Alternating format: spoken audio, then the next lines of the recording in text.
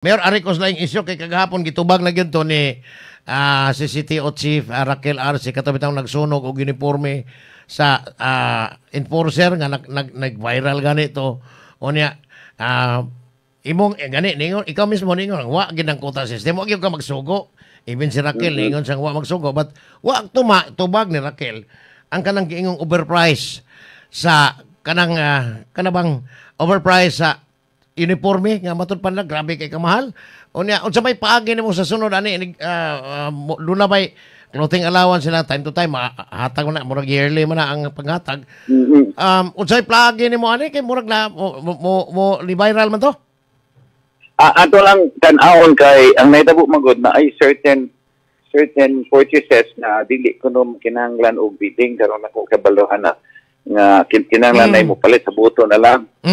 So munay akong tan-awon kasi dili lang sa sitom tanan gyud nga mga areas asa nga naay kanang nga natuog mupalit ba og mga uniform.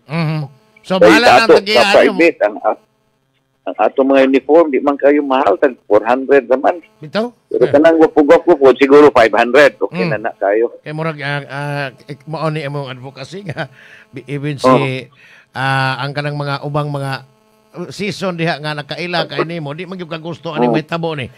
So hinayon gina nato.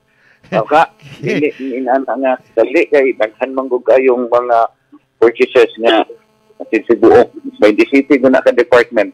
So at least naghinay-hinay na nagpanggawas ng mga complaint. Hinay so ato na nang tanawon gyud na. Mayor, di pa ko ilain ko